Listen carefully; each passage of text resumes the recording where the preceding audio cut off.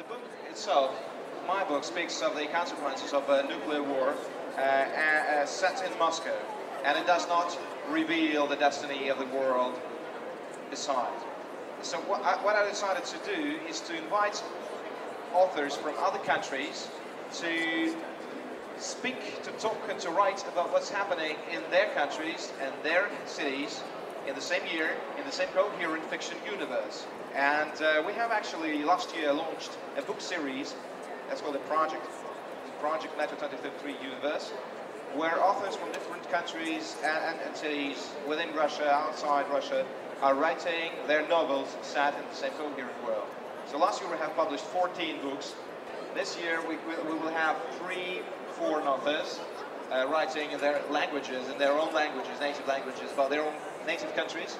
And that's something that has never been done before. One of them is a Brit called Grant McMaster, who lives somewhere close to York, and he's describing a journey from post-nuclear Glasgow through post-nuclear York to post-nuclear London. Then there is an Italian author writing a fantastic story of a Jesuit monk traveling on a secret mission sent by the Conclave of Cardinals from the post-nuclear Rome to post-nuclear Venice. And then there is a Cuban author writing about post-nuclear Cuba and Miami. And there is an Indian guy who wants to speak about India, jungle and elephants. And some of these authors have contacted me through Facebook. And that's already something very trendy. Never before authors from different countries could unite, contributing something in his own language. And then it is cross-translated. It is about losing a unique voice. I don't want to have a unique voice for this project. I want it to be multi-voiced. I want it to be multicultural. Let's say Grant McMaster is speaking about racism, Islamic extremism, human trafficking, and I believe that these are problems relevant for contemporary UK. The Italian guy is speaking about the God's forgiveness and very, metaphysical things, which are more relevant for Italy. Great advantage of the genre of dystopia is that it refers to the current cultural and social problems and brings them to the level of absurd. And then we can understand probably where our society is going. Do you see it as a political project then, or a literary one? Definitely Metro 2033 is not a science fiction novel. It has elements of dystopia, lots of elements of social criticism, lots of political criticism in it too. So it's kind of a multifaceted and multi-layered book. In a way, humanity is seen in a very bad light. Why that outlook on it? Is that just the spirit of the times? First of all, I pretty much suggested that we're living at the threshold of epochs, of millennia. All of us have these pre-apocalyptic foresense or something, feelings, that are being very actively exploited by Hollywood. Definitely.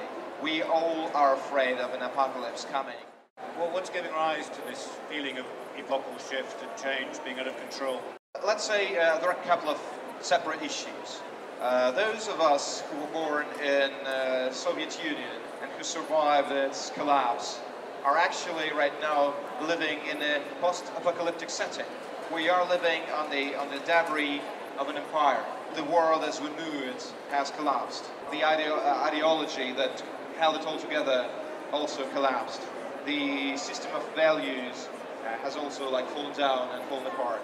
So in a sense, today's Russia is a post-apocalyptic Soviet Union. That's one thing. Another thing is that today the world we're living in is, from the viewpoint of the nuclear war probability, it's much more dangerous than the world we lived in the 60s. And that's also a paradox, because back then the nuclear paranoia was much higher than now. But back then there were just two poles of power and of nuclear threat, the West and the East. Both of them were quite in control of their nuclear arsenals. Right now we have lots of conflicting pairs, so to say, like India-Pakistan, or India-China, or Iran-Israel, or North Korea and the US, or North Korea and Japan. Many of these parties having their independent nuclear arsenals, and many of them, some of them being, to my opinion, absolutely inadequate, like the leadership of Iran or North Korea, and a possibility of a nuclear conflict getting unleashed, or a local conflict transforming into a nuclear conflict is much higher than back in the 60s. Is there a difference there that we see ourselves as being a problem? Certainly something that you explore in the book, that we've maybe unleashed too much knowledge. I'm not afraid of the technical progress, if that's what you're asking. I believe that ultimately the technical progress will change the Earth for the good. I think that the nuclear weapons, it's again a paradox, but it's a well-known to foreign relations scientists paradox.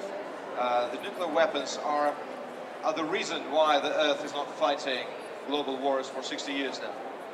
It's because of the mechanism of the so-called mutual assured destruction. We're afraid to start any global war between any series. Like we can go and bomb Libya because they have dropped all their nuclear program, but definitely Russia and the US will never dare to start a real conflict, because it would mean a global war in which no one can be a winner. Actually, my character, Artyom, who's a young boy, he's exploring different, sometimes opposite ideologies that are explaining the very complicated world. And he's first falling in love with some of the theories, but then he's getting disappointed with them. He is set to discover that the reality is so much more complicated than any ideology, and any ideology, idea, or religion is inevitably a privativization of the reality. It's kind of a package to sell the reality to those who are greedy for easy truths. One of the ideas of the book is that there is no easy truths. What would you put your faith in? Well, I think that man as a species is quite able of survival, and probably it's going to survive as long as rats and cockroaches will. The fragility of our position is not our survival. What's in question? It's not our survival as a biological species. It's the civilization. Civilization is something that we have achieved in the last 10,000 years. Man as a species is living now, has been living now for 1 million years, and it's 99% of our existence we have been hiding in cave, and it's just in the last 10,000 years that we have started to write, to read, to compose songs, to construct walls and towers, and to explore ourselves deeply, that we have created culture, the real culture.